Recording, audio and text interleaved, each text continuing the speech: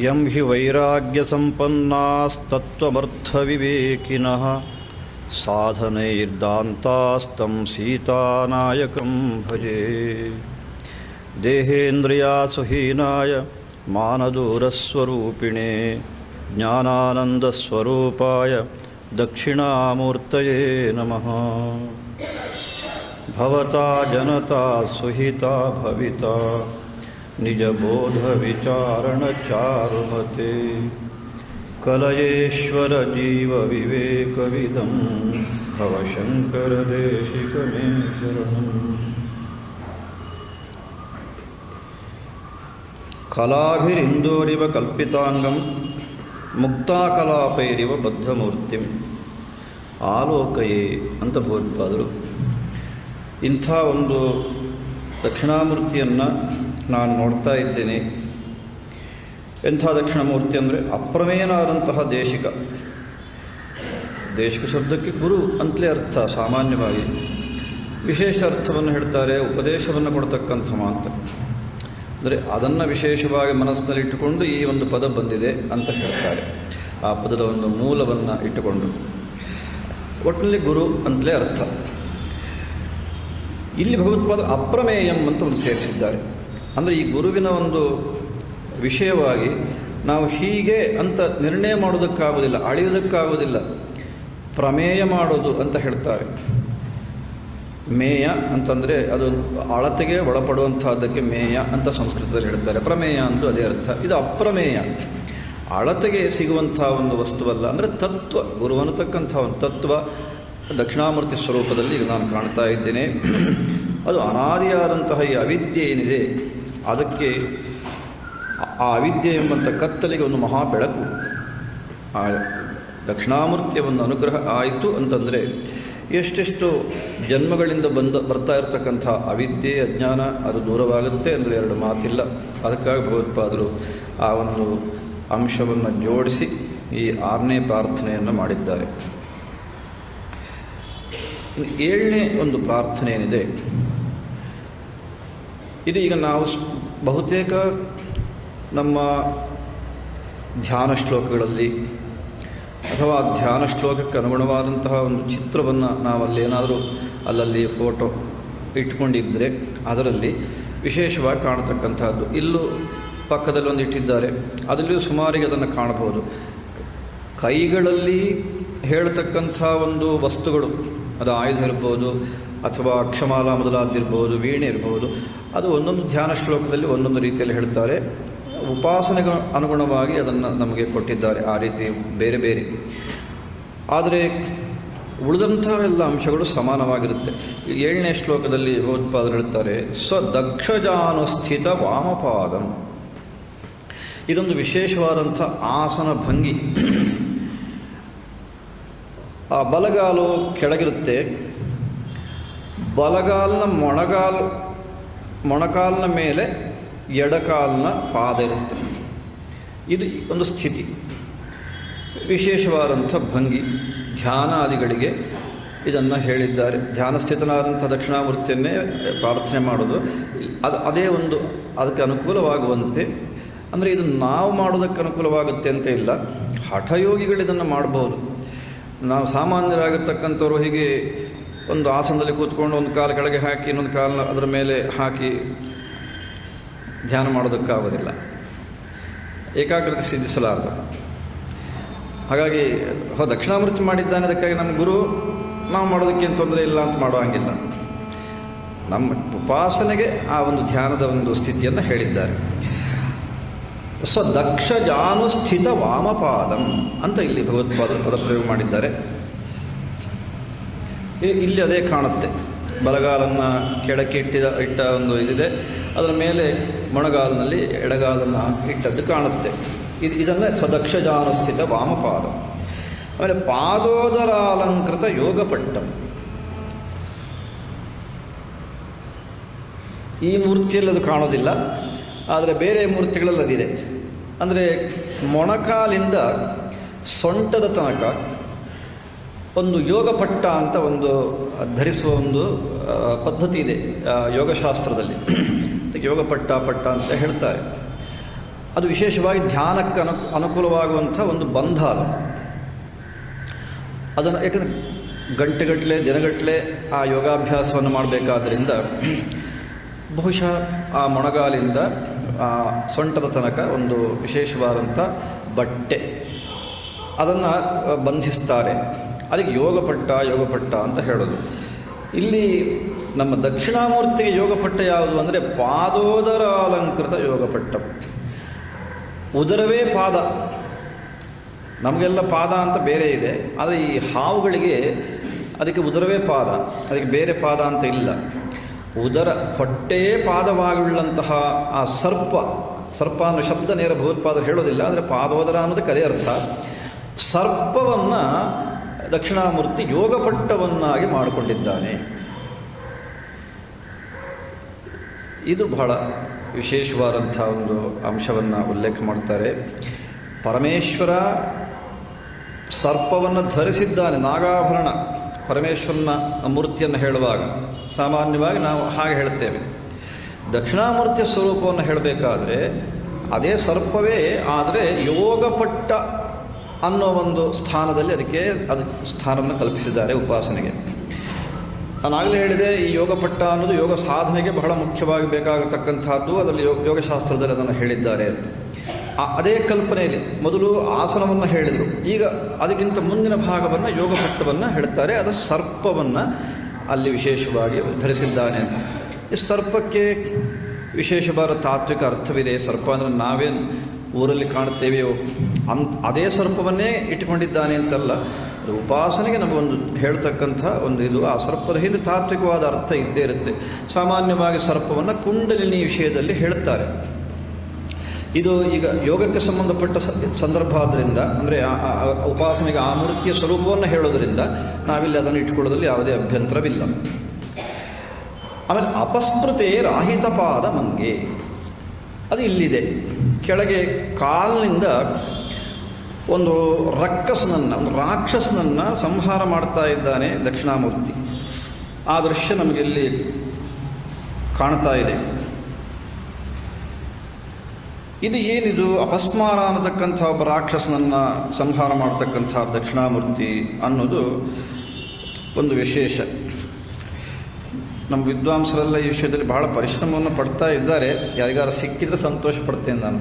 ಬಹುಶಃ ಈವರೆಗೂ ಯಾರಿಗೂ ಸಿಕ್ಕಿಲ್ಲ ಅಂತ ಅಂದ್ಕೊಂಡಿದ್ದೇನೆ. ನಮಗೆ ಬೇರೆ ಬೇರೆ ರಾಕ್ಷಸರನ್ನು ಕೊಂದಂತಹ ಅವರನ್ನು ನಿಗ್ರಹ ಮಾಡಿದಂತಹ ಸಂಹಾರ ಮಾಡಿದಂಥ ಕಥೆಗಳು ಬೇಕಾದಷ್ಟು ಪುರಾಣಗಳು ಸಿಗ್ತವೆ. ಈ ಅಪಸ್ಮಾರ ಅನ್ನೊಬ್ಬ ರಾಕ್ಷಸನನ್ನು ಯಾರಾದರೂ ಕೇಳಿದರೆ ನಾನು ಸಂತೋಷ ಪಡ್ತೇನೆ. ಬಹುಶಃ ಯಾವ ಪುರಾಣದಲ್ಲಿ ಅಪಸ್ಮಾರ ಅನ್ನೋ ರಾಕ್ಷಸನನ್ನು ಕೊಂದಿದ್ದಾಗಲಿ ನಿಗ್ರಹ ಮಾಡಿದ್ದಾಗಲಿ ಇಲ್ಲ. ಮತ್ತು ದಕ್ಷಿಣಾಮೂರ್ತಿ ಬಗ್ಗೆ ಇಲ್ಲಿ ಭಗವತ್ಪಾದ ಸ್ಪಷ್ಟವಾಗಿ ಹೇಳ್ತಾರೆ, ಅಪಸ್ಮೃತೇ ರಾಹಿತ ಪಾದ ಮಂಗೆ. ಆ ಪಾದದಿಂದ ಅಪಸ್ಮಾರ ರಾಕ್ಷಸನನ್ನು ನಾಶ ಮಾಡ್ತಾ ಇರತಕ್ಕಂಥದ್ದು. ಆ ಒಂದು ದೇವರನ್ನು, ದಕ್ಷಿಣಾಮೂರ್ತಿಯನ್ನು ಪ್ರಣವೋವಿ ದೇವಂ ಪರಿಣಿಧಾನವಂತಂ, ಅಂಥ ದಕ್ಷಿಣಾಮೂರ್ತಿಯನ್ನು ನಾನು ನಮಸ್ಕಾರ ಮಾಡ್ತೇನೆ ಅಂತ ಭಗವತ್ಪಾದರು ಇಲ್ಲಿ ಹೇಳ್ತಾರೆ. ಪ್ರಣಿಧಾನವಂತಂ ಅಂತ ಹೇಳೋದಕ್ಕೆ ಮರಿದಿಲ್ಲ. ಎಂಥ ದಕ್ಷಿಣಾಮೂರ್ತಿ ಅಂದರೆ ಈ ಸ್ವರೂಪದಲ್ಲಿ ಧ್ಯಾನಸ್ಥನಾದಂತಹ ದಕ್ಷಿಣಾಮೂರ್ತಿ. ಇದನ್ನು ಶಬ್ದದಲ್ಲಿ ಹೇಳೋದಿದೆಯಲ್ಲ, ಎಷ್ಟೆಷ್ಟು ಕಷ್ಟದ ಕೆಲಸ. ಉಪಾಸಕಾನಾಂ ಯದುಪಾಸನೀಯಂ ಅಂತ ಆರಂಭ ಮಾಡಿದ ಭಗವತ್ಪಾದರು ಆ ಒಂದೊಂದು ಇದರಲ್ಲೂ ಕೂಡ ಕೇವಲ ಉಪಾಸನೆಗೋಸ್ಕರ ಹೇಳಿದರೂ ಕೂಡ ಆ ಉಪಾಸನೆಗೆ ಹೇಳಿದ ರೀತಿ ಮಾತ್ರ ಅನ್ಯಾದೃಶವಾದ್ದು. ಈಗ ಆ ದಕ್ಷಿಣಾಮೂರ್ತಿಯನ್ನು ನಮಗೆ ಕಣ್ಣ ಮುಂದಕ್ಕೆ ಹೇಗೆ ತರ್ತಾರೆ ಅಂತಂದರೆ, ಧ್ಯಾನ ಸ್ಥಿತಿಯಲ್ಲಿ ಕೂರಂಥ ದಕ್ಷಿಣಾಮೂರ್ತಿಗೆ ಧ್ಯಾನ ಮಾಡಿ ಆಗಬೇಕಾದ್ದು ಏನು ಹೇಳಿ? ಏನಾದರೂ ಆಗಬೇಕೆ? ಯಾವುದನ್ನು ಕುರಿತಾಗಿ ಧ್ಯಾನ ಮಾಡಬೇಕು ದಕ್ಷಿಣಾಮೂರ್ತಿ? ಇಲ್ಲ, ಮೊದಲೇ ಅದನ್ನು ಹೇಳಿದರು. ಮೌನೇನ, ಅವನ ಎಲ್ಲ ಉಪದೇಶವು ಮೌನದಿಂದಲೇ ಉಪದೇಶ. ಹಾಗೆ ಈ ಧ್ಯಾನ ಸ್ಥಿತಿಯನ್ನು ಕೂಡ ಈಗ ನೆನಪು ಮಾಡ್ತಾ ಇರತಕ್ಕಂಥದ್ದು ಭಗವತ್ಪಾದರು ಅದೇ ಅರ್ಥದಲ್ಲಿ ಅನ್ನೋದನ್ನು ಮರಿಬಾರದು. ಒಬ್ಬ ದಕ್ಷಿಣಾಮೂರ್ತಿ ಯಾರನ್ನು ಧ್ಯಾನ ಮಾಡ್ತಾ ಇದ್ದ, ಆ ಒಂದು ಇದನ್ನು ಭಗವತ್ಪಾದರು ಚೆನ್ನಾಗಿ ಪಿಕ್ಚರ್ ತೊಗೊಂಡ್ಬಿಟ್ಟಿದ್ದಾರೆ. ಆ ಪಿಕ್ಚರ್ನು ನಮಗೆ ಕೊಟ್ಟರು ಅಂತ ಈ ಪಿಕ್ಚರು ಶಬ್ದವನ್ನು ಸೇರಿಸಿಕೊಂಡು ನಾವೇನಾದರೂ ಅರ್ಥ ಮಾಡಿದ್ದೇ ಆದರೆ ಆಭಾಸವಾದೀತು. ಅದು ಉದ್ದೇಶವಲ್ಲ. ಯೋಗ ಮಾರ್ಗದಿಂದಲೇ ಆ ತತ್ವವನ್ನು ಕಂಡುಕೊಳ್ಬೇಕು ಅನ್ನೋದು ಶಾಸ್ತ್ರದ ನಿಯಮವಾದ್ದರಿಂದ ಮತ್ತು ಅನುಭವದಲ್ಲೂ ಇರುವುದರಿಂದ ಈಗ ನಮಗೆ ಉಪದೇಶ ಮಾಡತಕ್ಕಂತಹ ನಮ್ಮ ಆದಿಗುರುವಾದಂತಹ ಆಚಾರ್ಯ ದೇಶಿಕ ಅಪ್ರಮೇಯನಾದಂತಹ ದೇಶಿಕವರಿಯ ದಕ್ಷಿಣಾಮೂರ್ತಿಯ ಸ್ವರೂಪವನ್ನು ಧ್ಯಾನ ಮಾಡಬೇಕಾದ್ರೆ ಏನೋ ಒಂದು ಮಾಡ್ತಾ ಇದ್ದಂತಹ ದಕ್ಷಿಣಾಮೂರ್ತಿಯನ್ನು ಧ್ಯಾನ ಮಾಡಿದರೆ ಉಪಾಸಕನ ಗತಿಯೇನು? ಅದಕ್ಕಾಗಿ ಭಗವತ್ಪಾದರು ಈಗ ಧ್ಯಾನಸ್ಥನಾದಂತಹ ದಕ್ಷಿಣಾಮೂರ್ತಿಯನ್ನು ನಮ್ಮ ಕಣ್ಣ ಮುಂದೆ ಇಡ್ತಾರೆ. ಅದಕ್ಕೆ ಪ್ರಣಿಧಾನವಂತಂ, ಅದು ಕೂಡ ಉಪಸರ್ಗ ಪ್ರಕರ್ಷೇಣ. ಆ ಧ್ಯಾನ ಅತ್ಯಂತ ಉತ್ಕೃಷ್ಟವಾದ ಧ್ಯಾನ ಸ್ಥಿತಿ. ಅಂಥ ಧ್ಯಾನ ಸ್ಥಿತಿಯಲ್ಲಿರತಕ್ಕಂಥ ದಕ್ಷಿಣಾಮೂರ್ತಿಯನ್ನು ಪ್ರಣವಮಿ, ನಾನು ನಮಸ್ಕಾರ ಮಾಡ್ತೇನೆ. ಅದು ಪ್ರಣವಮಿ, ನವಮಿ ಅಷ್ಟೇ ಅಲ್ಲ, ಪ್ರಣವಮಿ. ನಾನು ಪರಿಪೂರ್ಣವಾಗಿ ಶರಣಾಗ್ತೇನೆ, ಸಾಷ್ಟಾಂಗ ಪುರಸ್ಸರ ನಮಸ್ಕಾರವನ್ನು ಮಾಡ್ತೇನೆ ಅಂತಲೇ ಭಗವತ್ಪಾದರು ಹೇಳ್ತಾರೆ. ಅಪಸ್ಮೃತೇರಾಹಿತ ಪಾದ ಅಂಗೆ ಅಂತ ಅನ್ನೋದರಲ್ಲಿ ಅಪಸ್ಮಾರ ಅನ್ನೋದಕ್ಕೆ ನಾನಾಗಲೇ ಹೇಳಿದಾಗೆ ನಮಗೆ ಕಥೆ ಈವರೆಗೆ ಏನು ಕಂಡು ಬಂದಿದ್ದಿಲ್ಲ. ಆದರೆ ಸೂತ ಸಂಹಿತೆಯಲ್ಲಿ ಇದಕ್ಕೆ ಒಂದು ನಮಗೆ ವಿಶೇಷವಾದ ಅಂಶವನ್ನು ಹೇಳ್ತಾರೆ. ವಿದ್ಯಾರಣ್ಯರು ಅಲ್ಲಿ ಅದಕ್ಕೆ ವ್ಯಾಖ್ಯಾನವನ್ನು ಬರೆದಿದ್ದಾರೆ. ಆ ಭಾಗಕ್ಕೆ ಅಲ್ಲಿ ಏನು ಹೇಳ್ತಾರೆ ಅಂತಂದರೆ, ಪರಮೇಶ್ವರ ಉಪದೇಶವನ್ನು ಮಾಡ್ತಾ ಮಾಡ್ತಾ ಆ ದಕ್ಷಿಣಾಮೂರ್ತಿಯ ಒಂದು ಸ್ವರೂಪವನ್ನು ಹೀಗೆ ಹೇಳ್ತಾನೆ, ವೀರಾಸನೇ ಸಮಾಸೀನಂ. ಇದಕ್ಕೆ ನಾನಾಗಲೇ ಹೇಳಿದೆ, ಅದಕ್ಕೆ ಇನ್ನೊಂದು ವೀರಾಸನ ಅಂತ ಹೇಳ್ತಾರೆ. ಈ ರೀತಿಯ ಒಂದು ಕಾಲು ಕೆಳಗಿಟ್ಟು ಇನ್ನೊಂದು ಕಾಲನ್ನು ಮೇಲೆ ಇಟ್ಟು ಕೂತ್ಕೊಂಡಂತಹ ಸ್ಥಿತಿಗೆ ವೀರಾಸನ ಅಂತ ಹೇಳ್ತಾರೆ. ಹಾಗೆ ಅಂತ ಯೋಗಾಸನ, ಹಠಯೋಗದಲ್ಲಿ ವೀರಾಸನ ಅಂತ ಇನ್ನೊಂದು ಆಸನಕ್ಕೂ ವೀರಾಸನ ಅಂತ ಹೇಳ್ತಾರೆ. ಉದಾಹರಣೆಗೆ ಅಯ್ಯಪ್ಪನ ಒಂದು ಫೋಟೋ ಏನಿದೆ, ಚಿತ್ರ ಏನಿದೆ, ಅಥವಾ ಮೂರ್ತಿ ಏನಿದೆ, ವಿಗ್ರಹ ಏನಿದೆ, ಅದನ್ನು ವೀರಾಸನ ಅಂತ ಹೇಳ್ತಾರೆ. ಒಂದು ಕಾಲನ್ನ ಮೊಣಕಾಲನ್ನು ಊರಿ ಇನ್ನೊಂದು ಕಾಲನ್ನು ಸ್ವಲ್ಪ ಮೇಲಕ್ಕೆತ್ತಿ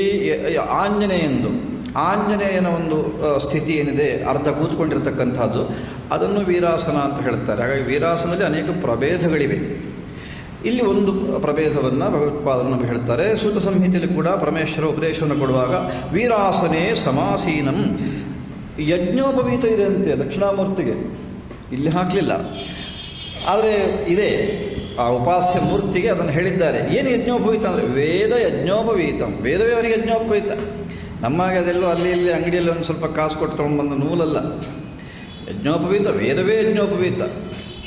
ವೇದ ಯಜ್ಞೋಪವೀತಂ ಭಸ್ಮದಾರಾಭಿರಾಮಂ ತಂ ನಾಗಾಭರಣಭೂಷಿತಂ. ಯೋಗಪಟ್ಟ ನಾಗಾಭರಣ ಎರಡು ಒಂದೇ, ಇಲ್ಲಿ ಹೇಳಿ ಆಯ್ತು ಅದನ್ನು. ವ್ಯಾಘ್ರ ಚರ್ಮಾಂಬರಂ ಶುದ್ಧಂ ಯೋಗಪಟ್ಟಾವೃತಂ ಸರ್ವೇಷಾಂ ಪ್ರಾಣಿನಾಂ ಆತ್ಮಜ್ಞಾನ ಅಪಸ್ಮಾರ ಪೃಷ್ಠತಃ. ಸರ್ವೇಷಾಂ ಪ್ರಾಣಿನಾಂ ಆತ್ಮಜ್ಞಾನ ಅಪಸ್ಮಾರ ಪೃಷ್ಠತಃ. ಹಾಗಾಗಿ ಅಪಸ್ಮಾರ ಅಂದರೆ ಅಜ್ಞಾನ ಅಂತರ್ಥ. ಆತ್ಮದ ವಿಷಯವಾದ ಅಜ್ಞಾನವೇ ಅಪಸ್ಮಾರ ರಾಕ್ಷಸ. ಪ್ರಾಣಿನಾಂ ಆತ್ಮಾಜ್ಞಾನ ಅಪಸ್ಮಾರ ಪೃಷ್ಠತಃ. ಆ ಅಜ್ಞಾನವೆಂಬಂತಹ ರಾಕ್ಷಸನನ್ನು ಕಾಲಿಂದ ಮೆಟ್ಟಿ ಅದನ್ನು ದೂರ ಮಾಡತಕ್ಕಂಥ ಆದ್ದರಿಂದ ಇಲ್ಲಿ ನಾವು ರಾಕ್ಷಸ ಅಂದ ಕೂಡಲೇ ಮಹಿಷಾಸುರ, ಅದು ಇದು ನಮ್ಮ ಮೈಸೂರಿನವರಿಗೆ ಮಹಿಷಾಸುರ, ನಿಮ್ಮ ಬೆಂಗಳೂರಿನವ್ರಿಗೆ ಬೇರೆ ಇರ್ಬೋದೇನೋ, ಅಂತೂ ಒಂದೊಂದು ಊರಲ್ಲಿ ಒಂದೊಂದು ರಾಕ್ಷಸ. ಆ ಥರದ ರಾಕ್ಷಸ ಅಲ್ಲ ಅಂತ ನಾನು ಹೇಳೋದಕ್ಕೆ ಅದು ಕಾರಣ. ಇಲ್ಲಿ ತತ್ವವನ್ನು ಹೇಳ್ತಾ ಇದ್ದಾರೆ ದಕ್ಷಿಣಾಮೂರ್ತಿಯ ವಿಷಯದಲ್ಲಿ ಹೇಳುವಾಗ. ಹಾಗಾಗಿ ದಕ್ಷಿಣಾಮೂರ್ತಿ ಯಾವುದೇ ಬೇರೆ ರಾಕ್ಷಸರನ್ನು ಸಂಹಾರ ಮಾಡಿ ಸಜ್ಜನರಿಗೆ ಸಾಧುಗಳಿಗೆ ಲೋಕೋಪಕಾರವನ್ನು ಮಾಡಿದ ಅನ್ನೋ ಬೇರೆ ಕಥೆಗಳಂತ ಇಲ್ಲಿ ನಾವು ಇಟ್ಟುಕೊಳ್ಳದೆ, ಅಪಸ್ಮಾರ ಅಂತಂದರೆ ಅಜ್ಞಾನವೇ ಅಪಸ್ಮಾರ. ಆ ಅಜ್ಞಾನವೆಂಬಂತಹ ಅಪಸ್ಮಾರ ಅಥವಾ ಅಪಸ್ಮಾರವೆಂಬಂತಹ ರಕ್ಕಸ ಅವನನ್ನು ನಿಗ್ರಹಿಸುವಂತಹ ಒಂದು ಧ್ಯಾನ ಸ್ಥಿತಿಯ ವರ್ಣನೆಯನ್ನು ಭಗವತ್ಪಾದ ಶಂಕರಲ್ಲಿ ಮಾಡಿದ್ದಾರೆ. ಹೇಗೆ ಹೇಳ್ತಾರೆ ಪರಮೇಶ್ವರ ಅಲ್ಲಿ ಅಂದರೆ, ವಿನ್ಯಸ್ತ ಚರಣಂ ಸಮ್ಯಕ್ ಜ್ಞಾನಮುದ್ರಾಧರಂ ಹರಂ. ಇನ್ನೊಂದು ಕಾಲನ್ನು ಮೇಲಕ್ಕಿಟ್ಟಿದ್ದಾನೆ ಮತ್ತು ಜ್ಞಾನಮುದ್ರೆಯನ್ನು ಧರಿಸಿದ್ದಾನೆ. ಸರ್ವ ವಿಜ್ಞಾನ ರತ್ನಾನಾಂ ಕೋಶಭೂತಂ ಸುಪುಸ್ತಕಂ ದಧಾನಂ. ಈ ದಕ್ಷಿಣಾಮೂರ್ತಿಯಲ್ಲಿ ಇದೆ, ಪುಸ್ತಕ ಅಲ್ಲಿದೆ. ಆ ಪುಸ್ತಕ ಯಾವುದು ಅಂದರೆ ಸರ್ವ ವಿಜ್ಞಾನ ರತ್ನಾನಾಂ ಕೋಶಭೂತಂ. ಭಾಳ ಚೆನ್ನಾಗಿ ಹೇಳ್ತಾರೆ ಸೂತ ಸಂಹಿತೆಯಲ್ಲಿ, ಮಾತ್ರ ಸ್ಪಷ್ಟವಾಗಿ ಹೇಳ್ತಾರೆ. ಸಮಸ್ತ ಜ್ಞಾನದ ಒಂದು ಕೋಶ ಅದು. ಅದರ ಸಂಕೇತವಾಗಿ ಪುಸ್ತಕವನ್ನು ದಕ್ಷಿಣಾಮೂರ್ತಿ ಕೈಯಲ್ಲಿ ಕೊಟ್ಟಿದ್ದಾರೆ. ಸರ್ವಜ್ಞಾನ ರತ್ನ, ಜ್ಞಾನರತ್ನ, ಬರೀ ಜ್ಞಾನಷ್ಟೇ ಅಲ್ಲ, ಜ್ಞಾನರತ್ನಾನಾಂ ಕೋಶಭೂತಂ ಸುಪುಸ್ತಕಂ ದಧಾನಂ ಸರ್ವತತ್ವಾಕ್ಷಮಾಲಿಕಾಂ. ಇನ್ನು ಕೆಲವು ಧ್ಯಾನದಲ್ಲಿ ಅಕ್ಷಮಾಲೆಯನ್ನು ಹೇಳ್ತಾರೆ. ಇಲ್ಲಿ ಅಕ್ಷಮಾಲೆ ಇದೆ. ಇದು ಯಾವ ಅಕ್ಷಮಾಲೆ ಅಂತಂದರೆ, ಇದು ಗಣಗಾಪುರದಿಂದಲೋ ಕಾಶಿಯಿಂದಲೋ ಬಂದಿದ್ದಲ್ಲ ಇದು, ಈ ಅಕ್ಷಮಾಲೆ. ಇದು ಯಾವ ಅಕ್ಷಮಾಲೆ ಅಂದರೆ ಸರ್ವತತ್ವಾಕ್ಷಮಾಲಿಕ, ಎಲ್ಲ ತತ್ವಗಳನ್ನು ಪೂರ್ಣಿಸಿದಂತಹ ಒಂದು ಅಕ್ಷಮಾಲೆ. ಏನು ಅದ್ಭುತವಾಗಿದೆ! ದಕ್ಷಿಣಾಮೂರ್ತಿ ಎಲ್ಲ ತತ್ವಗಳ ಸಮನ್ವಯ ಮಾಡತಕ್ಕಂಥ ಒಂದು ಸ್ವರೂಪ ಅದು. ಅದನ್ನು ಯೋಚನೆ ಮಾಡುವಾಗ ರೋಮಾಂಚನವಾಗಿಬಿಡುತ್ತೆ. ನಮಗೆ ಎಷ್ಟೋ ಉಪಾಸ್ಯ ಮೂರ್ತಿಗಳು ನಮಗೆ ಒಂದೊಂದೇ ತತ್ವವನ್ನು ಮಾತ್ರ ಕಣ್ಣ ಮುಂದಕ್ಕೆ ತಂದುಬಿಡ್ತಾವೆ. ಈ ನಮಗೆ ಕೊಟ್ಟ ಬೇಕಾದಷ್ಟು ಉಪಾಸ್ಯ ಮೂರ್ತಿಗಳಿದ್ದಾವಲ್ಲ, ಒಂದೊಂದು ತತ್ವವನ್ನು ಮಾತ್ರ ಪ್ರತಿಬಿಂಬಿಸ್ತವೆ. ಆದರೆ ದಕ್ಷಿಣಾಮೂರ್ತಿಯ ಸ್ವರೂಪ ಸರ್ವತತ್ವ ಅಕ್ಷಮಾಲಿಕಾಂ ಕುಂಡಿಕಾಮಪಿ ಧರ್ಮರೂಪ ವೃಷೋಪೇತಂ. ಇನ್ನು ಯಾವುದಾದ್ರೂ ಧ್ಯಾನ ಶ್ಲೋಕದಲ್ಲಿ ವೃಷಭ ಎತ್ತು ಹೇಳಿದ್ದಾರೆ, ಧ್ಯಾನ ಶ್ಲೋಕ ಇದೆ. ಆ ವೃಷಭಕ್ಕರ್ಥ, ಇದು ಎಲ್ಲ ಕಡೆ ಇದೇ ಅರ್ಥವನ್ನು ಹೇಳುತ್ತಾರೆ. ವೃಷಭಕ್ಕರ್ಥ ಏನು ಅಂದರೆ ಧರ್ಮರೂಪ ವೃಷೋಪೇತಂ. ಎರಡೇ ಹೇಳೋದು, ಒಂದು ವೇದ ಇಲ್ಲ ಧರ್ಮ. ಆ ವೃಷಭ ಅಂತ ನಮಗೆ ಅಲ್ಲಿ ವೃಷಭ ವಾಹನ ಇದೆಲ್ಲ ಹೇಳ್ತಾರಲ್ಲ, ಪರಮಾತ್ಮನಿಗೆ ವೃಷಭ ವಾಹನ ಅಂತಂದರೆ ಪರಮಾತ್ಮ ವೇದವನ್ನು ವಾಹನವಾಗಿ ಇಟ್ಟುಕೊಂಡವ. ಅಂದರೆ ವೇದದ ಮೂಲಕವೇ ಪರಮಾತ್ಮನನ್ನು ನಾವು ತಿಳ್ಕೊಳ್ಬೇಕು. ಪರಮಾತ್ಮ ಎಲ್ಲ ಕಡೆ ಹಬ್ಬಿದ್ದು ವ್ಯಾಪಕನಾದ ಹೇಗೆ ಅಂದರೆ ವೇದ ಮೂಲಕವೇ. ಅದಕ್ಕಾಗಿ ವೃಷಭ ವಾಹನ ಅಂತ ಹೇಳೋದು. ಹಾಗಾಗಿ ವೃಷಭ ಧರ್ಮರೂಪ ವೃಷೋಪೇತ, ಇಲ್ಲಿ ಧರ್ಮವನ್ನು ಹೇಳ್ತಾರೆ. ಎರಡು ಒಂದೇ, ಏನು ಮಹಾ ವ್ಯತ್ಯಾಸವೇನಿಲ್ಲ. ಆ ವೃಷಭದಿಂದ ಕೂಡಿದ ಮಾಯಾ ವಟಮೂಲ ಆಶ್ರಿತಂ. ವಟಮೂಲದ ಬಗ್ಗೆ, ವಟವೃಕ್ಷದ ಬಗ್ಗೆ ನಾನು ಹೇಳಿದ್ದೇನೆ. ಇಲ್ಲಿ ಸೂತ ಸಂಹಿತೆಯಲ್ಲಿ ಸ್ಪಷ್ಟವಾಗಿ ಮಾಯಾ ವಟಮೂಲ ಆಶ್ರಿತಂ. ನಾನು ಜಗತ್ತು ಸಂಸಾರ ಅಂತ ನಾನು ಅವತ್ತು ಹೇಳುವಾಗ ಇಲ್ಲಿ ಮಾಯಾ ಶಬ್ದದಿಂದ ಸೂತ ಸಂಹಿತೆಯಲ್ಲಿ ಅದನ್ನು ಹೇಳ್ತಾರೆ. ವಟವೃಕ್ಷ ಯಾವುದು ಅಂದರೆ ಮಾಯೇ ವಟವೃಕ್ಷ. ಜಗತ್ತು ಮಾಯೆ ಬಿಟ್ಟರೆ ಇನ್ನೇನು ಜಗತ್ತು ಅನ್ನೋದು ಇರೋದಕ್ಕೆ ಸಾಧ್ಯವೇ ಇಲ್ಲ. ಆದ್ದರಿಂದ ಮಾಯಾ ಎಂಬಂತಹ ವಟಮೂಲವನ್ನು ಆಶ್ರಯಿಸಿ, ಅಂದರೆ ಮಾಯೆಗೆ ಮೂಲ, ಮಾಯೆಯನ್ನು ಕೂಡ ಮೀರಿ ನಿಂತಿರ್ತಕ್ಕಂಥವ, ಮಾಯವನ್ನು ವಶದಲ್ಲಿಟ್ಟುಕೊಂಡಿರ್ತಕ್ಕಂಥವ ಮೊದಲಾದ ಅರ್ಥವನ್ನು ನಾವಿಲ್ಲಿ ಇಟ್ಕೊಳ್ಬೇಕು. ಅಂಥ ದಕ್ಷಿಣಾಮೂರ್ತಿಯನ್ನು ಅವ ಧ್ಯಾನ ಮಾಡಿದ ಅಂತ ಮೊನ್ನೆ ಕಥೆ ನೀವು ನೆನಪಿಟ್ಟುಕೊಳ್ಬೇಕು. ಸೂತ ಸಂಹಿತೆಯಲ್ಲಿ ಪರಮೇಶ್ವರ ವಿಷ್ಣುವಿಗೆ ಉಪದೇಶ ಮಾಡತಕ್ಕಂಥದ್ದು. ಇಲ್ಲಿ ಭಗವತ್ಪಾದರು ನಮಗೆ ಹೇಳಿರ್ತಕ್ಕಂಥ ಈ 3-4 ಅಂಶಗಳು ಇನ್ನು ಮತ್ತು ಮುಂದಕ್ಕೆ ಶ್ಲೋಕದಲ್ಲಿ ಏನು ಬರುತ್ತೋ ಅದನ್ನು ನಾವು ಒಟ್ಟಿಗೆ ಇಟ್ಕೊಳ್ಬೇಕು. ನಾನು ಇವತ್ತು ಹೇಳಿದ ಈ ಕೆಲವು ತಾತ್ವಿಕವಾದ ಅರ್ಥವನ್ನು ಇಲ್ಲಿ ಅಪಸ್ಮೃತಿ ರಾಹಿತ ಪಾದಮಂಗೆ, ಈ ಒಂದು ಅಪಸ್ಮೃತಿ ಬಗ್ಗೆ ಒಂದು ಹೇಳ್ತಾರೆ. ಆಮೇಲೆ ದಕ್ಷಜಾನುಸ್ಥಿತ ವಾಮಪಾದಂ ಯೋಗಪಟ್ಟಂ. ಇದಿಷ್ಟಕ್ಕೆ ನಾವು ಈ ಶ್ಲೋಕದಲ್ಲಿ ಮನಸ್ಸಿಗೆ ತಂದುಕೊಂಡ್ರೆ ಸರಿಬೋದಿತ್ತು. ಇಲ್ಲಿ ಒಂದು ನನಗೆ ಸಂದೇಹವಿದೆ, ಅದನ್ನು ವಿದ್ವಾಂಸರ ಮೂಲಕ ಪರಿಹಾರ ಮಾಡಿಕೊಳ್ಬೇಕು ಹೇಗೆ ಅಂತ. ಇಲ್ಲ ಶೃಂಗೇರಿ ಗುರುಗಳಿಗೆ ಸಮೀಪಕ್ಕೆ ಹೋದಾಗ ನಿವೇದನೆ ಮಾಡಬೇಕು. ಏನು ಹೇಳ್ತಾರೆ, ವಿದ್ಯಾರಣ್ಯ ಸ್ವಾಮಿಗಳ ವ್ಯಾಖ್ಯಾನದಲ್ಲಿ ಅಪಸ್ಮಾರ ರೂಪೇಣ ಪ್ರಾಪ್ತಸ್ಯ ಪೃಷ್ಠೆ ವಾಮಪಾದಂ ದಧಾನಂ ಇತ್ಯರ್ಥ ಅಂತ ಬರೆದ್ಬಿಟ್ಟು. ಶ್ಲೋಕದಲ್ಲಿ ದಕ್ಷಿಣ ಪಾದದ ಮೇಲೆ ವಾಮಪಾದವನ್ನು ಇಟ್ಟಿದ್ದಾನೆ ಅಂತ ಹೇಳ್ತಾರೆ. ಇಲ್ಲಿ ಸೂತ ಸಂಹಿತೆಯಲ್ಲಿ ಹಾಗೆ ಬರುತ್ತೆ. ಯಾವಾಗ ಎಡಗಾಲನ್ನು ಬಲಗಾಲ ಮೊಣಗಾಲ ಮೇಲೆ ಇಟ್ಟಾಯಿತೋ ಮತ್ತು ಈ ಅಪಸ್ಮಾರ ರಾಕ್ಷಸನನ್ನು ಒತ್ತಿ ಹಿಂದಕ್ಕೆ ತಳ್ಳೋದು ಯಾವ ಕಾಲಿಂದ? ಸಹಜವಾಗಿ ಬಲಗಾಲಿಂದಲೇ ಆಗಬೇಕು. ಯಾಕೆಂದರೆ ಎಡಗಾಲ ಬಲಗಾಲ ಮೇಲಿದ್ದು ಬಿಟ್ಟಿದೆ.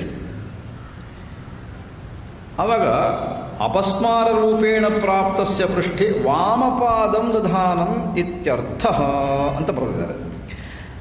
ರಕ್ಕಸನ ಮೇಲೆ ವಾಮಪಾದವನ್ನು ಇಟ್ಟಂತಹ ಮೂರ್ತಿ ಎಂಬುದಾಗಿ ಅರ್ಥ ಅಂತ ಇದಕ್ಕೆ ಅರ್ಥವಾಗುತ್ತೆ. ವಿದ್ಯಾರಣ್ಯ ಸ್ವಾಮಿಗಳು ಹೇಗೆ ಅದನ್ನು ಎಲ್ಲಿಂದ ತಗೊಂಡ್ರು, ಯಾವ ರೀತಿಯಲ್ಲಿ ಕೊಟ್ಟರು ಅನ್ನೋದು ಸ್ವಲ್ಪ ವಿಚಾರ ಮಾಡಬೇಕು. ಆದರೆ ವಿದ್ಯಾರಣ್ಯರ ಮಾತನ್ನು ಯಾವ ಕಾರಣಕ್ಕೂ ತೆಗೆದುಹಾಕೋದಕ್ಕಾಗೋದಿಲ್ಲ. ಒಂದು ಮೂಲ ಇದ್ದೇ ಇರುತ್ತೆ, ಅದನ್ನು ಎಲ್ಲಿ ಅಂತ ಹುಡುಕಬೇಕು, ವಿಚಾರ ಮಾಡಬೇಕು. ಇಷ್ಟು ಹಾಂ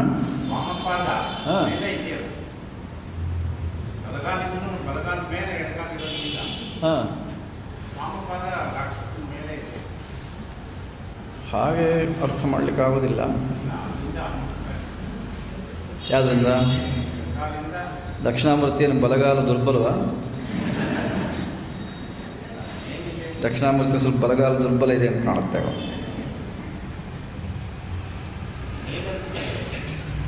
ಮೇಲೆ ಇದೆ ವಾಮಪಾದಂ ಅವನ ಅಪಸ್ಮಾರ ರಕ್ಕಸನ ಪೃಷ್ಠದಲ್ಲಿ ಅವನ ಬೆನ್ನಿನಲ್ಲಿ ಇಟ್ಟ ಮೂರ್ತಿ ಅಂತ ಹೇಳ್ತಿದ್ದಾರೆ ಸ್ಪಷ್ಟವಾಗಿ ವಿದ್ಯಾರಣ್ಯರು. ಬಲಗಾಲ ಮೇಲೆ ಎಡಗಾಲನಿಟ್ಟು ಆ ಬಲಗಾಲಿಂದ ಒತ್ತಾ ಇರತಕ್ಕಂಥ ಮೂರ್ತಿ ಅಂತ ಹೇಳ್ತಿಲ್ಲ. ಹಾಗೆ ಹೇಳಿದ್ರೆ ನೀವು ಹೇಳಿದ ಅರ್ಥ ಸರಿ ಹೋಗ್ತಿತ್ತು. ಹಾಗಿಲ್ಲ, ವಾಮಪಾದವನ್ನೇ ಅಪಸ್ಮಾರದ ಮೇಲೆ ಇಟ್ಟು ಅದನ್ನು ಒತ್ತಿ ದೂರ ಮಾಡತಕ್ಕಂತಹ ಅಂತ ಅರ್ಥವನ್ನು ಹೇಳ್ತಾರೆ. ಇರಲಿ, ಆದರೆ ವಸ್ತುಗತ್ಯ ಇಲ್ಲಿ ನಾವು ವಿಚಾರ ಮಾಡಬೇಕಾದ್ದು ಮುಖ್ಯವಾಗಿ ಪಾದವನ್ನು ಉಪಾಸ್ಯ ಮೂರ್ತಿ ಅಂತ ಹೇಳುವಾಗ ಒಂದು ಇಲ್ಲಿ ಬಲಗಾಲ ನಮಗೆ ಕಾಣ್ತಾ ಇದೆ ಚಿತ್ರದಲ್ಲಿ, ವಿದ್ಯಾರಣ್ಯ ಮಹಾಸ್ವಾಮಿಗಳು ಎಡಗಾಲನ್ನು ಹೇಳ್ತಿದ್ದಾರೆ. ಅಷ್ಟೇ ನಮಗೆ ಅಲ್ಲಿ ಸಂದೇಹ. ಅದು ಬಿಟ್ಟರೆ ಇನ್ಯಾವುದೂ ಸಂದೇಹವಿಲ್ಲ. ಇನ್ನೆಲ್ಲ ತಾತ್ವಿಕ ಅರ್ಥ ಹೇಳಿದ್ದು ಎಲ್ಲ ಪರಿಪೂರ್ಣವಾಗಿದೆ. ಬಹುಶಃ ಮೂಲ ಇನ್ನು ಮಂತ್ರಶಾಸ್ತ್ರ ನೋಡಬೇಕಿದಕ್ಕೀಗ. ನಾನು ಅದಕ್ಕೋಸ್ಕರ ಸ್ವಲ್ಪ ನನಗೆ ಕಾಲಾವಕಾಶ ಬೇಕು ಅಂತ ಹೇಳಿದೆ. ಎಲ್ಲ ವಿದ್ವಾಂಸರನ್ನ ಕೇಳಿ ಹೇಳ್ತೇನೆ ಅಂತ ಹೇಳಿದೆ. ಮಂತ್ರಶಾಸ್ತ್ರದಲ್ಲಿ ಏನಾದರೂ ಮತ್ತೆ ಎಡಗಾಲನ್ನೇ ಕೆಳಗಿಟ್ಟಿದ್ದನ್ನು ಹೇಳಿದ್ದಾರಾ ಅಂತ ನೋಡಬೇಕು. ಯಾಕಂದರೆ ವಿದ್ಯಾರಣ್ಯರು ಮಂತ್ರಶಾಸ್ತ್ರ ಪ್ರವೀಣರು ಹೌದು. ಹಾಗಾಗಿ ಅದನ್ನು ಇಟ್ಕೊಂಡು ವ್ಯಾಖ್ಯಾನ ಇಲ್ಲಿ ಮಾಡಿದ್ರೇನೋ ಅಂತ ಅನಿಸುತ್ತೆ. ನೋಡಬೇಕು, ಅದನ್ನು ವಿಚಾರ ಮಾಡಿ. ನಾನು ಹೇಳ್ತೇನೆ, ದಕ್ಷಿಣಾಮೂರ್ತಿ ಸ್ತೋತ್ರ ನಮ್ಮ ಚಿಂತನೆ ಮುಗಿದರೂ ಮೊದಲು ಪ್ರಯತ್ನ ಪಟ್ಟು ಹೇಳೋದಕ್ಕೆ ನಾನು ಅದನ್ನು ವಿಚಾರ ಮಾಡ್ತೇನೆ. ಅಂದರೆ ಇದಿಷ್ಟು ಈ ಶ್ಲೋಕದಲ್ಲಿ ನಾವು ವಿಶೇಷವಾಗಿ ಮನಸ್ಸಿಗೆ ತಂದುಕೊಳ್ಬೇಕಾದ್ದು. ಇಲ್ಲೇನಾದರೂ ಸಂದೇಹ ಇದ್ದರೆ ಕೇಳಿ.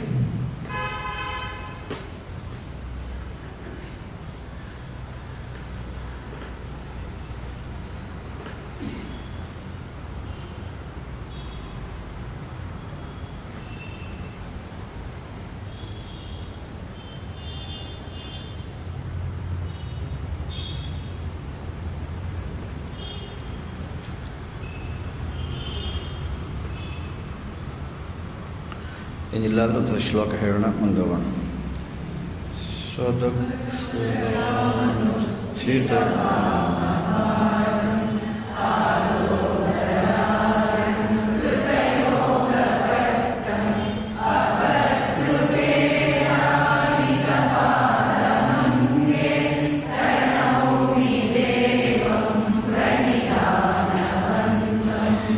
ಈ ದಕ್ಷಿಣಾಮೂರ್ತಿ ಸ್ತೋತ್ರದಲ್ಲಿ ನಾವು ಗಮನಿಸಿದ್ದೇ ಆದರೆ ಒಂದೊಂದೇ ಶ್ಲೋಕವು ಸಾಕು ಅನ್ನುವಷ್ಟರ ಮಟ್ಟಿಗೆ ಒಂದೊಂದು ಶ್ಲೋಕ ಉಪಾಸನೆ ದೃಷ್ಟಿಯಿಂದ ಪರಿಪೂರ್ಣವಾಗಿದೆ ಅಂತ ನಾವು ಅಂದುಕೊಳ್ಳೋದ್ರಲ್ಲಿ ಯಾವುದೇ ಸಂದೇಹ ಇರೋದಕ್ಕೆ ಸಾಧ್ಯವಿಲ್ಲ.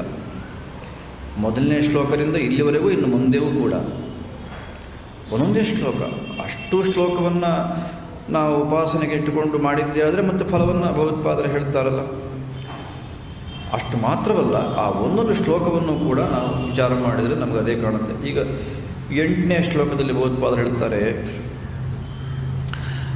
ನಾನು ಅದು ಯಾವುದೋ ಒಂದು ಪೂರ್ವಜನ್ಮದ ಪುಣ್ಯದಿಂದ, ಇದು ಭಗವತ್ಪಾದರು ನಮಗೋಸ್ಕರ ಹೇಳೋದಷ್ಟೇ, ಇದನ್ನು ನಾವು ಹಾಗೆ ಇಟ್ಕೊಳ್ಬೇಕು. ಯಾಕಂದರೆ ಭಗವತ್ಪಾದರಿಯ ಒಂದು ಮಾತು ಅನ್ವಯಿಸೋದಕ್ಕೆ ಸುತರಾಂ ಸಾಧ್ಯವಿಲ್ಲ.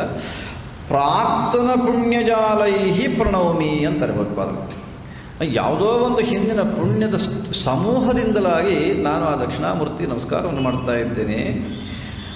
ಎಂಥ ದಕ್ಷಿಣಾಮೂರ್ತಿ ಅಂತ ಮತ್ತೆ ಹೇಳ್ತಾರೆ, ತತ್ವಾರ್ಥವಂತೇ ವಸತಾಂ ಋಷೀಣ.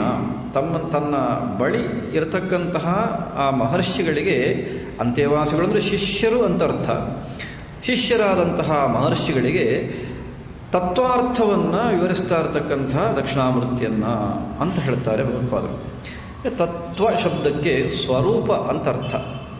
ಇನ್ನು ವಿಶಾಲವಾದ ಅರ್ಥ ಇದೆ, ಅದು ತತ್ವಮಸಿ ಹೇಳುವಾಗಲೇ ನಾನು ಅದನ್ನು ಹೇಳ್ತೇನೆ, ಅಷ್ಟಕವನ್ನು ಹೇಳುವಾಗ. ಇಲ್ಲಿ ನಾವು ಸ್ವರೂಪ ಅಂತ ಇಟ್ಟುಕೊಂಡ್ರೆ ಸಾಕು.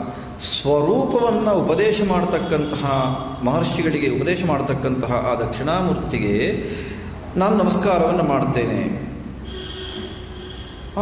ಅಷ್ಟೇ ದಕ್ಷಿಣಾಮೂರ್ತಿ ಬಗ್ಗೆ ಇನ್ನೊಂದು ವಿಶೇಷ ಏನು, ಯುವಾಪಿಯಸ್ಸನ್ ಉಪದೇಷ್ಟು ಮೇಷ್ಟೇ.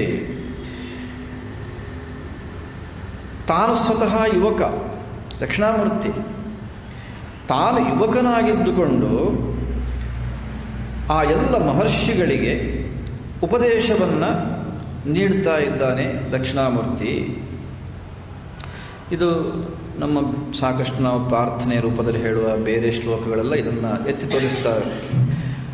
ವಟವಿಟಪಿ ಮೂಲೆ ಮೊದಲಾದಂತಹ ಧ್ಯಾನ ಶ್ಲೋಕಗಳಲ್ಲಿ ಈ ಮಾತು ಮತ್ತೆ ವೃದ್ಧ ಶಿಷ್ಯ, ದಕ್ಷಿಣಾಮೂರ್ತಿ ಶಿಷ್ಯರೆಲ್ಲರೂ ವೃದ್ಧರು, ದಕ್ಷಿಣಾಮೂರ್ತಿ ಮಾತ್ರ ಯುವ. ಅಂತ ಒಂದು ಮಾತು. ಇದು ಅಷ್ಟೇ, ಇದೊಂದು ವಿಶೇಷವಾದಂತಹ ಅಂಶ ಅಂತ ನಾವು ಪರಿಗಣನೆ ಮಾಡಬೇಕು. ಈ ಮಾತು ನಾವು ಬೇರೆ ಯಾವುದೇ ದೇವರ ವಿಷಯದಲ್ಲಿ ಕೇಳೋದಿಲ್ಲ. ರಾಮನ ಸ್ತೋತ್ರ ಇದೆ, ಕೃಷ್ಣನ ಸ್ತೋತ್ರ ಇದೆ, ದೇವಿ ಸ್ತೋತ್ರಗಳಿವೆ, ಬೇಕಾದಷ್ಟು ಉಪಾಸ್ಯ ದೇವತೆಗಳಿವೆ. ಆ ಎಲ್ಲ ಉಪಾಸ್ಯ ದೇವತೆಗಳಲ್ಲೂ ಕೂಡ ಬೇರೆ ಬೇರೆ ರೀತಿಯ ಉಪಾಸನೆಯ ರೂಪಗಳನ್ನು ಹೇಳ್ತಾರಷ್ಟು ಹೊರತು ಯುವ ಒಂದು ಉಪಾಸ್ಯ ದೇವತೆ ಅಂತ ಒಂದು ಮಾತು ಬರೋದಿಲ್ಲ. ಅದು ವಿಶೇಷವಾಗಿ ದಕ್ಷಿಣಾಮೂರ್ತಿಗೆ ಬರೋದು. ಏನು ಕಾರಣ ಅಂತಂದರೆ ಮತ್ತೆ ಅದೇ ಕಾರಣ. ಏನು ಕಾರಣ ಅಂತಂದರೆ ಈ ದಕ್ಷಿಣಾಮೂರ್ತಿಯ ಸ್ವರೂಪ ಇದೆಯಲ್ಲ, ಇದು ಎಂದು ವ್ಯತ್ಯಾಸವಾಗುವಂಥ ಸ್ವರೂಪವೇ ಅಲ್ಲ. ಇದಕ್ಕೆ ಏರುಪೇರು ಅನ್ನೋದೇ ಇಲ್ಲ, ಸದಾ ಒಂದೇ ರೂಪದಲ್ಲಿರೋದು. ಅದಕ್ಕಾಗಿ ಯುವ ಯಾವಾಗಲೂ ಅದು ಒಂದೇ.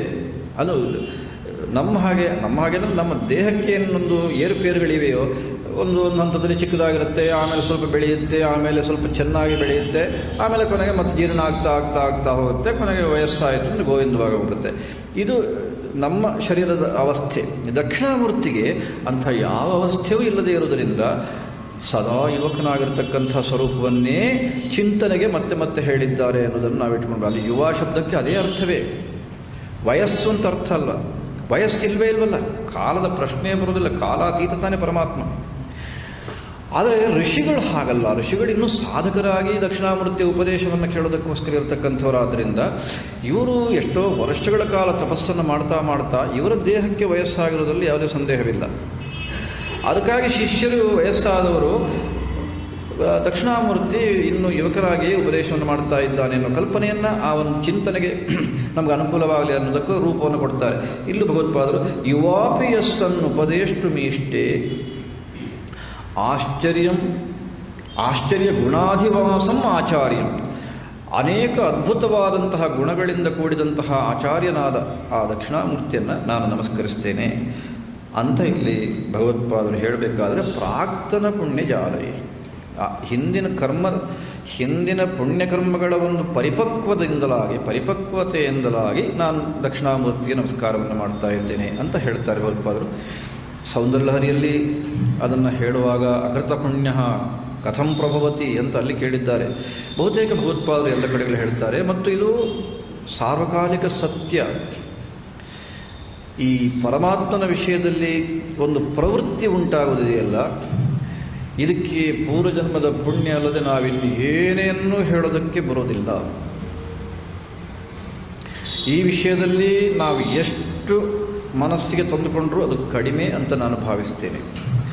ಅದಕ್ಕೆ ಎಷ್ಟೋ ಜನ ನಾವು ಏನು ಅಪೇಕ್ಷೆ ಪಡ್ತೇವೆ ಅಂದರೆ, ನಮ್ಮ ಮನೆಯವರೆಲ್ಲರೂ ಕೂಡ ನಮ್ಮ ಹಾಗೆ ಒಳ್ಳೆ ಈ ಒಂದು ದಾರಿಯಲ್ಲೇ ಬರಬೇಕು ಅಂತ ನಾವು ಅಪೇಕ್ಷೆ ಪಡ್ತೇವೆ. ಸಹಜ, ನಾವು ಆ ಮನೆಯ ಸದಸ್ಯರಾಗಿ. ಆದರೆ ಅವ್ರು ಬರ್ತಾರೆ ಅನ್ನೋದಕ್ಕೆ ಯಾವುದೇ ಪ್ರಮಾಣವಿಲ್ಲ.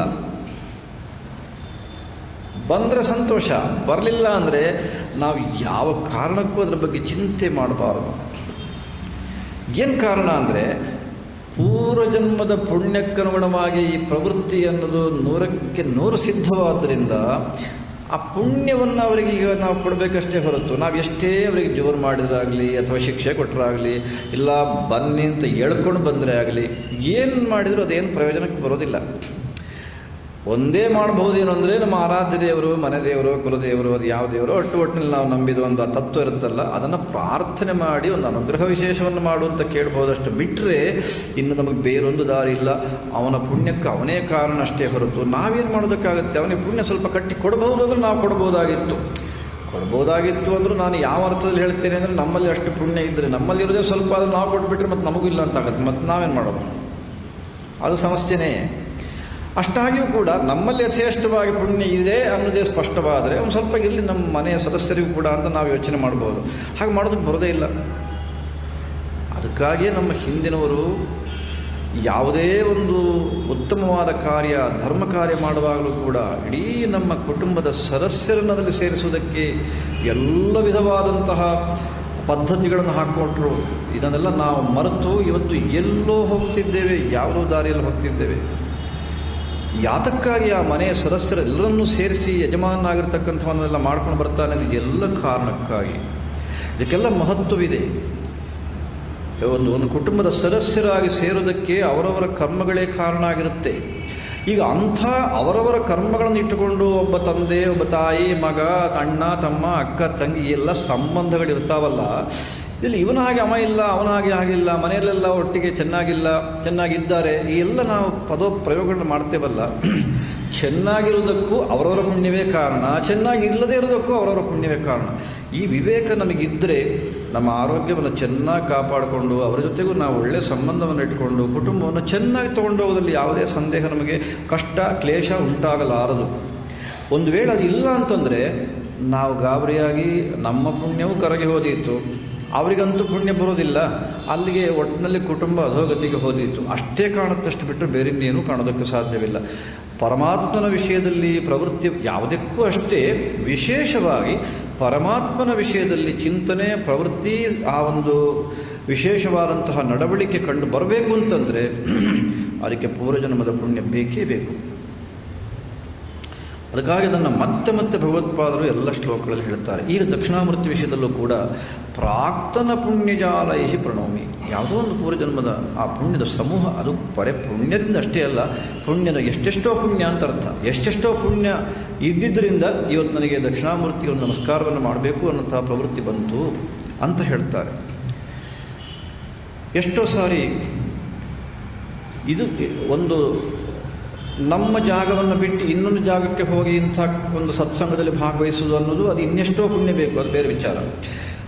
ನಾವೆಷ್ಟೋ ಮನೆಗಳಲ್ಲೇ ನೋಡ್ತೇವಲ್ಲ, ಮನೆಯಲ್ಲೇ ಒಂದು ಒಳ್ಳೆಯ ಕೆಲಸ ಆಗ್ತಾ ಇದ್ದರೂ ಕೂಡ ಮನೆಯಲ್ಲಿ ಬರದೇ ಇರೋರು ಎಷ್ಟೋ ಜನ ಇರ್ತಾರೆ. ಎಷ್ಟರ ಮಟ್ಟಿಗೆ ಅಂತಂದರೆ, ಇಲ್ಲಿ ನಮ್ಮ ಉತ್ತರ ಕನ್ನಡದವೆಲ್ಲ ಕೆಲವರಿದ್ದಾರೆ, ಕೆಲವರು ದಕ್ಷಿಣ ಕನ್ನಡ, ಬಹುಶಃ ಎಲ್ಲ ಊರಲ್ಲಿದ್ದಾರೆ ಅನ್ನೋ ಗೊತ್ತಿಲ್ಲ. ನಾನು ಭಾಳ ಹಿಂದೆ ನೋಡಿದ ವಿಚಾರವನ್ನು ಮನಸ್ಸಿನಿಟ್ಟುಕೊಂಡು ಹೇಳೋದು, ಏನೋ ಒಂದು ಸತ್ಯನಾರಾಯಣ ಪೂಜೆ ಅಂತ ಮಾಡ್ತಾರೆ ಅಂತ ತಿಳ್ಕೊಳ್ಳೋಣ, ಇಲ್ಲ ಕೆಲವು ಸಾರಿ ದೇವಿ ಪೂಜೆ ಯಾವುದೋ ಮಾಡ್ತಾರೆ ಅಂತ ಇಟ್ಕೊಳ್ಳೋಣ, ತ್ರಿಕಾಲ ಪೂಜೆ ಅಂತ ಒಂದು ಮಾಡ್ತಾರೆ. ಕೇರಳ ಪ್ರಭಾವದಿಂದ ಮಂಗಳೂರು ಕಡೆಗೆ ತ್ರಿಕಾಲ ಪೂಜೆ ಅಂತ ಒಂದು ಮಾಡ್ತಾರೆ. 3 ಹೊತ್ತು ದೇವಿಯನ್ನು ಒಂದು ಮಧ್ಯೆ ದೀಪವನ್ನು ಪ್ರತಿಷ್ಠೆ ಮಾಡಿ, ಆ ದೀಪಕ್ಕೆ ಆವಾಹನೆ ಇತ್ಯಾದಿಗಳೆಲ್ಲ ಮಾಡಿ ಅದು ಸುತ್ತ ಕೂತು ಒಂದು ಮಾಡೋ ಒಂದು ವಿಶೇಷ ಅರ್ಚನೆ ಅದು. ಈ ಥರದ ಪೂಜೆ ಮನೆಯಲ್ಲಿ ನಡೀತಾ ಇದ್ದರೂ ಕೂಡ ಈ ಪುಣ್ಯ ಇಲ್ಲದೆ ಇರೋ ಜನ ಹೇಗಿರ್ತಾರೆ ಅಂತಂದರೆ, ಅವರದ್ದೊಂದು ಗುಂಪು ಬೇರೆ, ಒಳ್ಳೆ ಗುಂಪಿರುತ್ತೆ, ಮತ್ತು ಆ ಬೇರೆ ಗುಣಗಳಲ್ಲೆಲ್ಲ ತುಂಬ ಚೆನ್ನಾಗಿರ್ತಾರೆ, ಅದರಲ್ಲೇನು ಸಂದೇಹವಿಲ್ಲ, ಆದ ವಿಷಯದಲ್ಲಿ ನನಗೇನು ಸಂದೇಹವಿಲ್ಲ. ಅಷ್ಟಾದರೂ ಕೂಡ ಅವರ ಆ ಪ್ರವೃತ್ತಿ ಹೇಗಿರುತ್ತೆ ಅಂತಂದರೆ, ಪಕ್ಕದಲ್ಲಿ ಕೂತ್ಕೊಂಡು ಚೆನ್ನಾಗಿ ಇಸ್ಪೇಟ್ ಆಡ್ತಾ ಇರ್ತಾರೆ. ಸರಿಯಾ? ಇಸ್ಪೇಟ್ ಆಡ್ತಾ ಇರ್ತಾರೆ. ಈ ಕಡೆಯಿಂದ ಪೂಜೆ ಅಷ್ಟು ಮಾತ್ರ ಅಲ್ಲ, ಆ ಪುಣ್ಯಾತ್ಮ ಯಾವನೋ ಯಜಮಾನೋ ಅಥವಾ ಸಂಬಂಧಪಟ್ಟವರು ಬಂದು ಅಲ್ಲರೇ ಮಂಗಳಾರತಿ ಆಗ್ತಾ ಮಾಡಲಿ, ಪರವಾಗಿಲ್ಲ ಮಾಡಲಿ, ಪರವಾಗಿಲ್ಲ ಅಂತ ಅವರು ಇಸ್ಪೇಟೆ ಮುಂದುವರಿಸ್ತಾರೆ ಅಷ್ಟೇ ಹೊರತು ಅವ್ರು ಮಂಗಳಾರತಿಗೂ ಬರೋದಿಲ್ಲ. ಮಂಗಳಾರತಿ ಮಾಡಿ ಅವರು ಕೂತು ಇಸ್ಪೇಟೆ ಆಡುವಲ್ಲಿ ತೊಗೊಂಡೋಗಿ ಕೊಡಬೇಕು. ಅಲ್ಲೇ ಎಷ್ಟು ಮಾಡ್ತಾರೆ, ಮತ್ತೆ ಪುನಃ ಅದು ಹಿಡ್ಕೊಳ್ತಾರೆ ಕಾರ್ಡು ಅಷ್ಟೇ.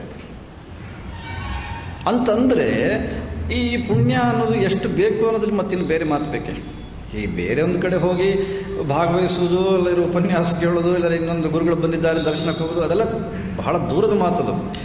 ಅವರವರ ಮನೆಗಳಲ್ಲಿ ಆದಾಗಲೂ ಕೂಡ ಒಂದು ಮನೆ ಬಿಟ್ಟು ಹೊರಗೆಲ್ಲ ಅದು ಇದು ಕೆಲಸ ಮಾಡಿ ಬರುವವರು ಅನೇಕರಿದ್ದಾರೆ. ಇಲ್ಲ ಮನೆಯಲ್ಲೇ ಕೂತು ಒಂದು ಗುಂಪು ಕಟ್ಕೊಂಡು ಮಾಡಿ ಕಾಲಹರಣ ಮಾಡ್ತಕ್ಕಂಥವ್ರು ಇದ್ದಾರೆ. ಇದಕ್ಕೆಲ್ಲ ಕಾರಣ ಏನು ಅಂದರೆ, ಮನೆಯವರು ಸಂಸ್ಕಾರ ಕೊಡಲಿಲ್ಲ ಅಂತ ಖಂಡಿತ ಅಲ್ಲ. ಮನೆ ಒಳ್ಳೆಯ ಮನೆ, ಯಜಮಾನ ಒಳ್ಳೆಯವ, ತಾಯಿ ಒಳ್ಳೆಯವರು, ಎಲ್ಲರೂ ಒಳ್ಳೆಯವರೇ. ಆದರೆ ಅವನ ಕರ್ಮ ಆಗಿದೆ, ಯಾರೂ ಏನು ಮಾಡೋದಕ್ಕಾಗೋದಿಲ್ಲ ಅನ್ನೋದು ಸತ್ಯ ಸಂಗತಿ.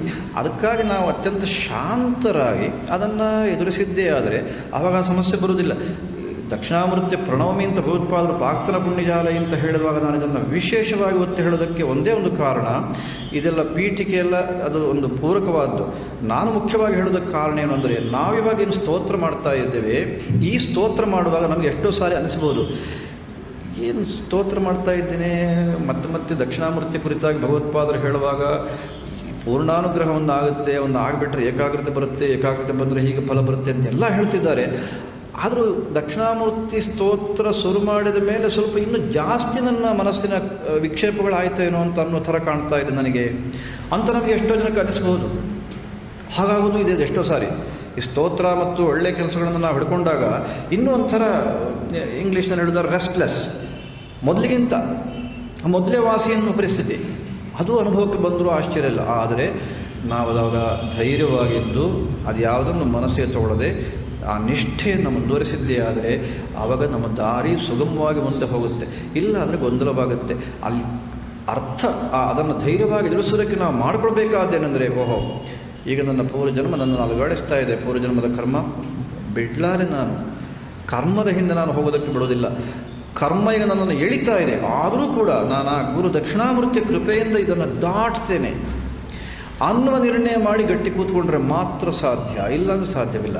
ಕುಟುಂಬದ ಸದಸ್ಯರ ಬಗ್ಗೆ ಬೇರೆ ಮಾತು, ನಾನು ಅದನ್ನು ಒಂದು ಉಪೋದ್ಬಲಕವಾಗಿ ಹೇಳಿದ್ದೇನೆ. ನಮ್ಮ ಪ್ರಾರ್ಥನೆ ಸಫಲವಾಗಬೇಕಾದರೂ ಕೂಡ ಈ ಧೈರ್ಯ, ಈ ನಿರ್ಣಯ ಬೇಕೇ ಬೇಕು. ನಾವು ಈ ದಾರಿಗೆ ಬಂದು ಪ್ರವೇಶ ಮಾಡಿದ್ದೇವೆ ಅನ್ನೋದೇ ಫಲವನ್ನು ಕೊಡೋದಿಲ್ವಲ್ಲ, ಇನ್ನದನ್ನು ಮುಂದಕ್ಕೆ ಹೋಗಬೇಕಲ್ಲ.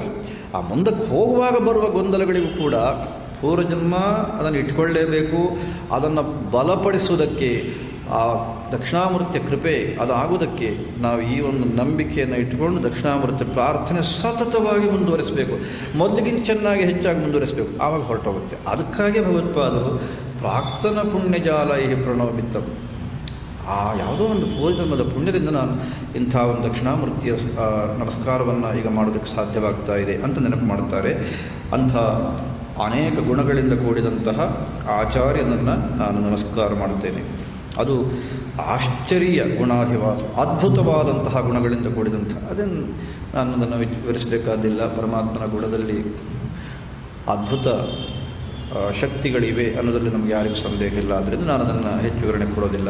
ಈ ವಿಷಯದಲ್ಲಿ ಏನಾದರೂ ಸಂದೇಹ ಇದ್ದರೆ ಕೇಳ್ಬೋದು.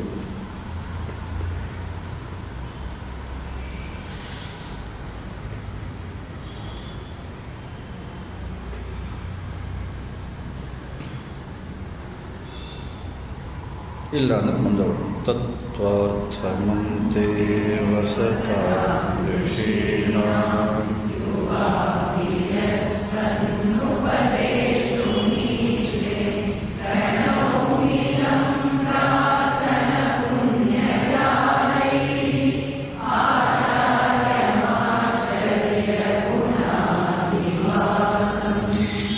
ಏಕೇನ ಮುದ್ರಾಂ ಪರಶುಂ ಕರೇಣ ಕರೇಣ ಚಾನ್ಯೇನ ಮೃಗಂ ದಧಾನಃ ಸ್ವಜಾನು ವಿನ್ಯಸ್ತಕರಃ ಪುರಸ್ತಾತ್ ಆಚಾರ್ಯ ಚೂಡಾಮಣಿ ರಾವಿರಸ್ತು.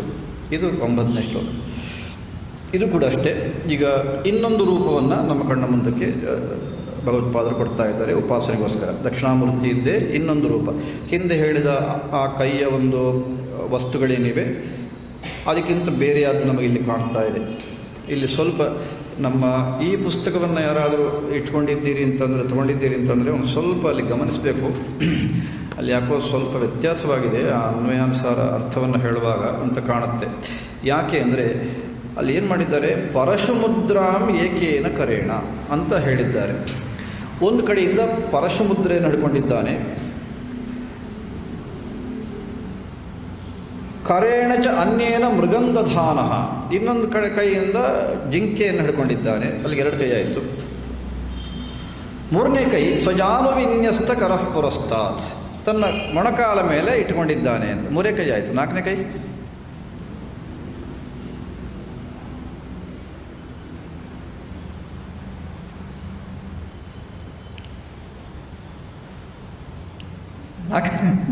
ನಾಲ್ಕನೇ ಕೈ ಮಾಡಿ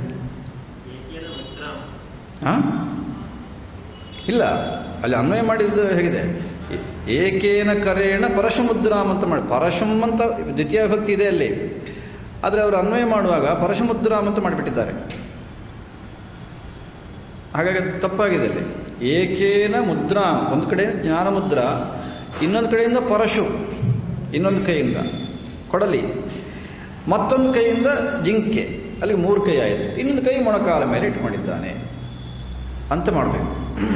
ಅದೊಂದು ಸ್ವಲ್ಪ ಅಲ್ಲಿ ಅನ್ವಯದ್ದು ವ್ಯತ್ಯಾಸವಾಗಿದೆ. ಹಾಗೆ ಅದನ್ನು ಸ್ವಲ್ಪ ತಿದ್ದುಪಡಿ ಮಾಡ್ಕೊಂಡ್ಬಿಡಿ. ಏಕೇನ ಕರೇಣ ಮುದ್ರೆ, ಜ್ಞಾನ ಮುದ್ರೆ, ಅದು ನಾನು ಈಗಲೇ ಹೇಳಿದೆ. ಇನ್ನೊಂದು ಕಡೆಯಿಂದ ಪರಶು ಮುದ್ರೆ ಅಥವಾ ಪರಶು ಮುದ್ರೆಗಿಂತ ಪರಶು. ಇನ್ನು ಮೃಗಂದಧಾನ ಜಿಂಕೆ ಇನ್ನೊಂದು ಕೈಯಿಂದ, ಇನ್ನೊಂದು ಕೈ ಮೊಣಕಾಲ ಮೇಲೆ ಇಟ್ಟಂತಹ ದಕ್ಷಿಣಾಮೂರ್ತಿ ಪುರಸ್ತಾತ್ ಆಚಾರ್ಯ ಚೂಡಾಮಣಿ ಆವಿರಸ್ತು, ಆಚಾರ್ಯರಲ್ಲೇ ಶ್ರೇಷ್ಠರಾದ ಚೂಡಾಮಣಿ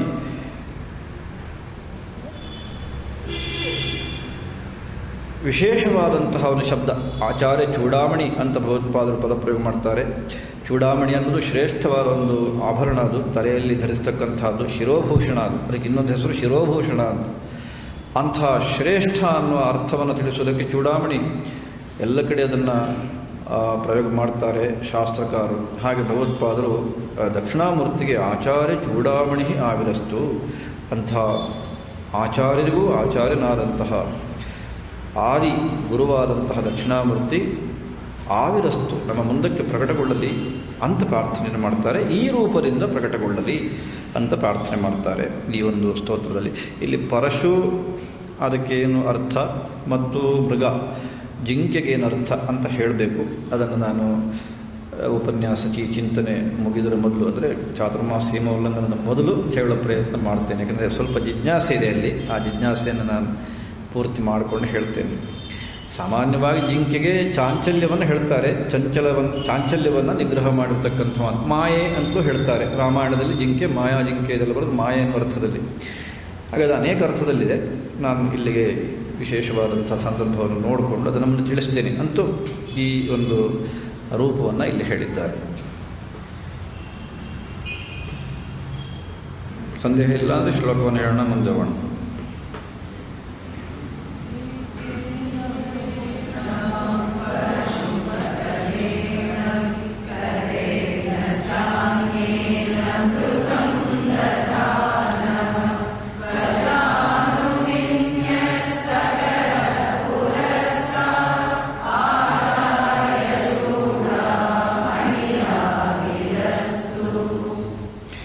ಆಲೇಪವಂತಂ ಮದನಾಂಗಭೂತ್ಯ ಶಾರ್ದೂಲಕೃತ್ಯ ಪರಿಧಾನವಂತಂ ಆಲೋಕಯೇ ಕಂಚನ ದೇಶಿಕೇಂದ್ರಂ ಅಜ್ಞಾನವಾರಾಕರವಾಡವಾಗ್ನಿಂ ಅಂತ 10ನೇ ಶ್ಲೋಕ.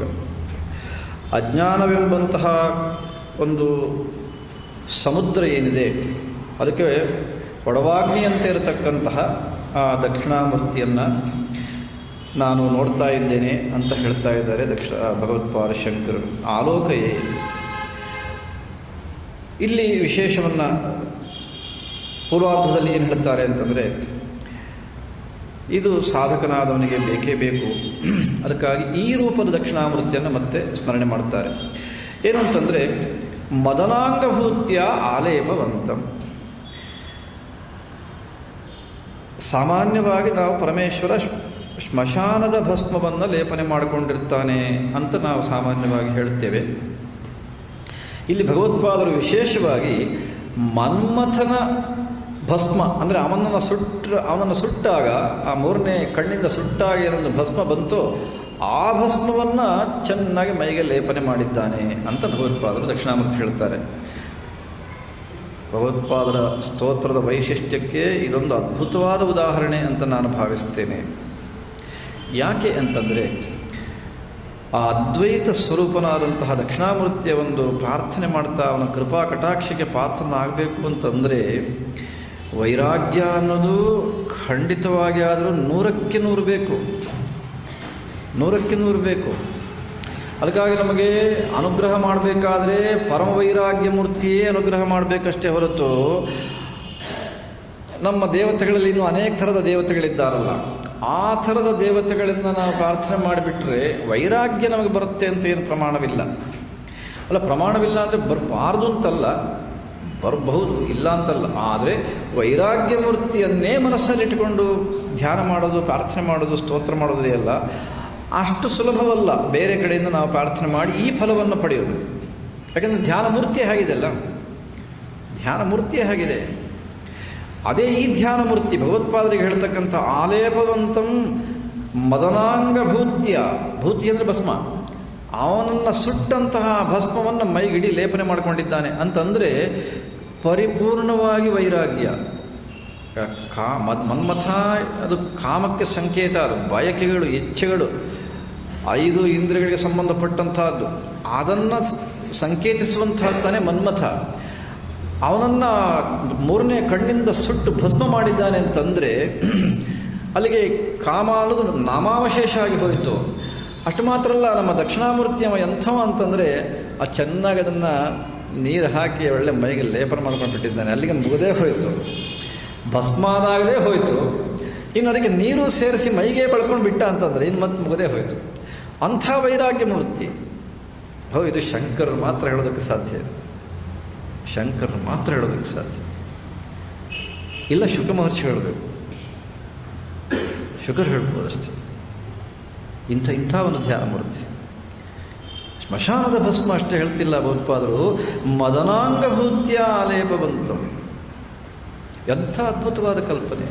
ಅದನ್ನು ಮನಸ್ಸಿಗೆ ತಗೊಂಡಾಗಲೇ ಎಷ್ಟೋ ಜನ್ಮದ ವಾಸನೆ ಪರಿಪೂರ್ಣವಾಗಿ ಹೋಯಿತು ಅಂತಲೇ ಅರ್ಥ. ಎಷ್ಟು ಅಂತ ಲೆಕ್ಕ ಹೇಳೋದಕ್ಕಾಗೋದಿಲ್ಲ, ಹೋಗೋದಂತೂ ಖಂಡಿತ. ಆ ಮನಸ್ಸಿಗೆ ಆ ಅರ್ಥವನ್ನು ತಗೊಂಡು ಆ ದಕ್ಷಿಣಾಮೂರ್ತಿಯನ್ನು ಒಂದು ಸಾರಿ ಜ್ಞಾಪಕ ಮಾಡ್ಕೊಂಡ್ಬಿಟ್ರೆ ಅಂಥ ಮಾತದು. ಇನ್ನೊಂದು ಶಾರ್ದೂಲ ಕೃತ್ಯ ಪರಿಧಾನವಂತಂ. ಆ ಭಸ್ಮಲೇಪನ ಮಾಡಿದ ಜೊತೆಗೆ ಹುಲಿ ಚರ್ಮ, ವ್ಯಾಘ್ರ ಚರ್ಮವನ್ನು ಸೊಂಟಕ್ಕೆ ಸುತ್ತಕೊಂಡ್ಬಿಟ್ಟಿದ್ದಾಳೆ. ವ್ಯಾಘ್ರ ಅನ್ನೋದು ಸಾಮಾನ್ಯವಾಗಿ ಕ್ರೌರ್ಯಕ್ಕೆ ನಾವು ಇನ್ನೊಂದು ಹೆಸರದು.